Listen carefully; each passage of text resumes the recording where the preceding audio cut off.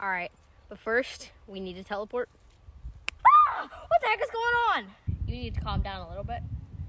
Okay, I'm calm. Wait, where are we? My house now. Your house? Wait, what do you need to tell us? New bike day. Wait, what? Again? Why? What? Already? I just got here. I think it's time for you two to go. I gotta go? What do you mean? Where am I going? Spawn Jake, I'm sorry, but you gotta go. I'm not going anywhere. And you too, Norco. Sorry.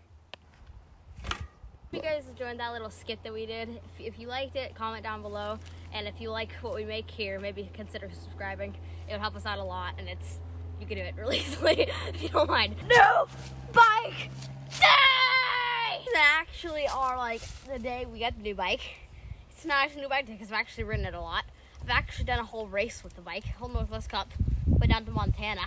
So how did you get this bike? How do we find this bike? We were going on to Pink Bike to look for bikes again, and we saw this at the thing, and it was just like, it took us a few days, and then it was like, you know, we should just go look at it and see if it's really good, because this is a really good deal. And then we went there. To a parking lot at like 9 o'clock at night, trying to sell a bike. It's only ever been ridden twice since I never got it. He only ever ridden it twice. It's brand new, carbon fiber, and it's perfect size for me. So I was like, this is such a good deal. So we got it. You said the guy only rode it. How many times did the guy ride it? The guy only rode it twice. Twice? What are some of the things on the bike that led you to believe that was the truth? Starting off at the front, like we always do even with our reviews, there's really still a cover on the Santa Cruz logo. Like a little plastic cover. I think we'll take that off in a little bit. And there was other pieces of plastic on the bike, right? Yeah. That were from when it was new, that were just still on the bike. Yeah, there was like one like right here, pieces of tape that had like the cardboard wrapping on it and stuff, and there was no scratches at all on it. And he still had stock grips with no wear on them. It is an extra small Santa Cruz Nomad, carbon fiber Nomad C. I don't know what C stands for. How much travel does it have? It's 170 on the front, and it has 170 on the rear. It has a Fox 36 in the front, and a RockShox Deluxe on the back. So should we just go over all the components? Yeah, just go over all the components. Start from the front into the back of what's happened twice here. Okay, so starting off at the front, I have a 2.5 as a guy, and mounting on to that 2.5, or what's holding those as the guys on is some Race Face Orbas. So I found these wheels really good. Besides, I found them that they're very hard to put tires on. So I do not like setting tubeless tires on. Moving on, has 200 millimeters on the front for the rotors and 203 on the back. Because I haven't replaced the 203 onto the front yet. Now, okay, since we're talking about the rotors, let's talk about the brakes. We have some SRAM Kodars up here. I found them really nice brakes. There's only one thing I don't like about them is they feel kind of spongy. But other than that, they seem like they're very nice brakes. All right. Well, you want to tell me about these bars here? How'd you get these bars? Tell me. Tell me the story. Kevin. Kevin's too good to you. You know that? Yeah, Kevin. Wait, what is Kevin's Instagram? KJ Bradshaw. Please follow him. I'll put his Instagram in the link in the description. What about his new thing? Oh, it's Lombalance. Lombalance. Make sure to follow Lombalance on Instagram too, because he's building an awesome ambulance, a sick ambulance. So make sure to go see how follow him to see how that project is going. Building it into what? Camper, basically. Yeah, he's building it into a camper. So let's talk about the bars. So these are not the stock bars that came on the bike. The stock bars that came on the bike were just some regular Race Face, I'm pretty sure. And Kevin had these bars that he cut down way too short. So then he was like, hey, you want these carbon bars? These one-up vibration absorbent carbon bars. And I was like, yeah. And he also gave me a stem with those bars because he didn't want the stem as well. So, yeah, thank you, Kevin. And these bars are sick. Stem, right? Yeah, Chromag stem. Chromag stem, one-up carbon bars. Hey, hold on, let me ask you something. Have you noticed a difference with the one-up bars? Tiny, you know those like Stevens Fast braking bumps? There's like 9 million little braking bumps that are this big. Yeah. This deep. So the fast vibrations is what it helps with a little bit. Yeah. Oh, you got a dropper again. Yeah, I got a drop. A RockShox hydraulic dropper.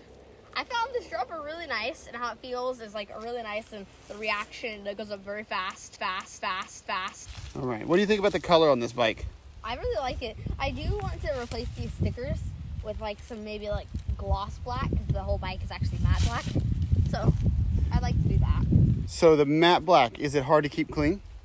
Very. If you have dirty hands and you touch it, it's dirty, and it's like super hard to get off. Like you can really like stain it, and you have to like scrub so hard, and it's so hard to get it off. But to keep the bike really clean, you have to get it very, very clean, dry it really nice, then buy some matte finish. Any matte finish will probably work, but we've tried the muck off matte finish, and I think it works great.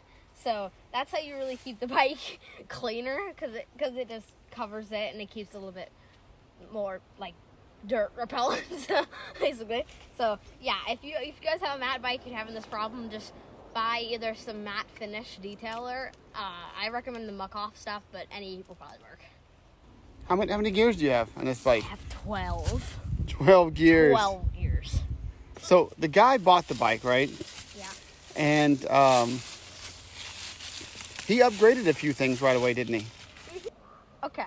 If you didn't spot it, well, the chain ring is a 28 tooth, which is an advantage on uphills, but not so much of an advantage when you're going really fast downhills. So it makes it so easy to pedal. But the reason why it's an advantage at uphills, because when you go into the 12th gear and 28 tooth, it is like actually easier than breathing. So, yeah, there's some I'd say it's about even with disadvantages and advantages. But so far, I'm probably not going to place it until it wears out. But so far, it's not too bad. Let me ask you something. Have you noticed a time when you go to pedal going downhill that it pedals too easy? Not really on trails, because what I found advantages is that like you can go to the hardest gear and just not worry about like what gear to go in, and it's a lot easier because everybody else will be really hard pedaling out of corners. It'll just be a little bit easier for me, you know. Boom. So and then what brand is that chain ring? A wolf tooth, which is really nice. Wolf tooths are really, really nice chain rings. I guess when we're talking about it being super easy pedaling, I guess we could talk about the shifting. It is a GX Eagle shifting, 12 gears on it. It is very nice. It is the best shifting I've ever had. It's GX, but it's the Eagle version, so I think I haven't really tell the difference. Besides, it's just about the same. It looks a little cooler, has logos and stuff, and the lever is a little bit better. So yeah, I guess we'll move on to the cranks. And I haven't had they seem pretty strong. They're pretty light too, actually. So they're on like less than like almost half a pound heavier than my dad's carbon cranks, his XX1 cranks. So mounting onto these cranks, this is one of the parts I've upgraded, is I got some some Crane Brothers Stamp 7 pedals.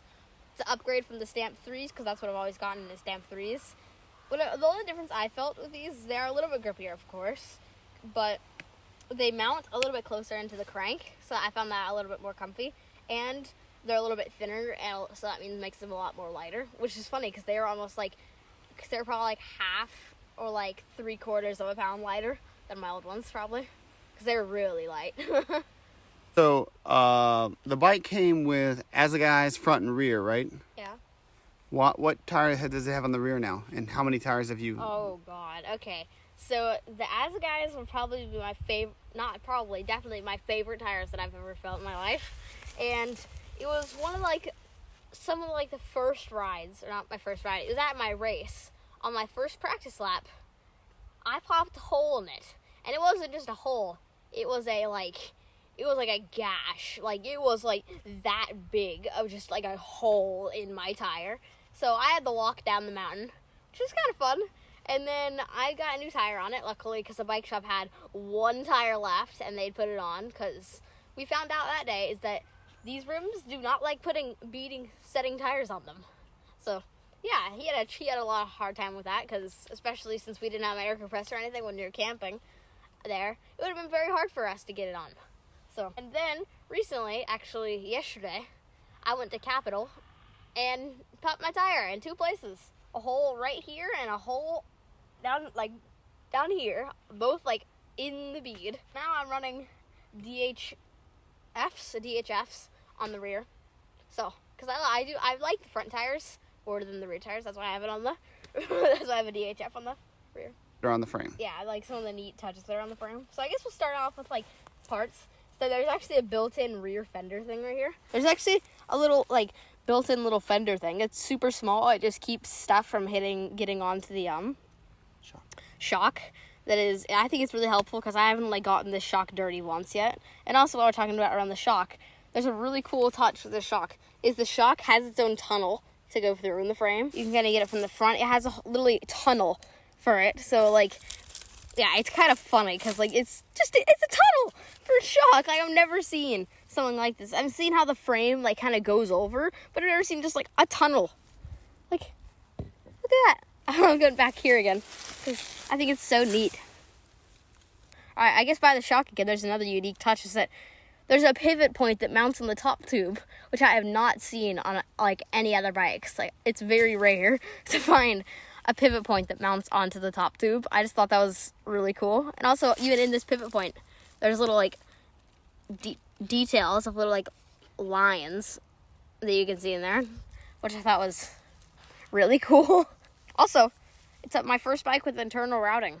Oh, and there's also cool things that there's parts on this bike that are literally Santa Cruz parts, like the seat. It's a Santa Cruz WTB seat. All right, so I have to ask, are you faster on this bike? Way faster. All right, going up from a 24-inch bike, how tall are you?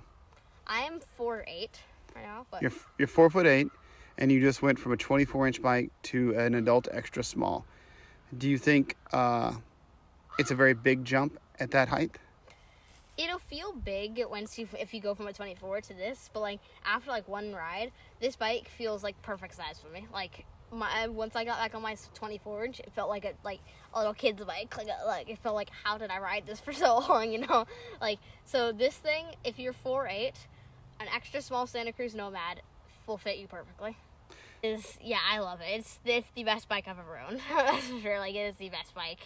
I love it so much. I highly recommend Santa Cruz to anybody. They feel so nice. Alright, so I think that is a good place to end this video. Alright, I hope you guys enjoyed that new bike day video. I had a fun time making it. Oh. Go ahead. I had a fun time making it, going through all the parts and stuff. And like I said, this is the best bike I've ever owned. So, yeah. Hope you guys enjoyed this video, and I'll see you guys next time. Spinny move! Oh god, I almost hit my pedal. Ah!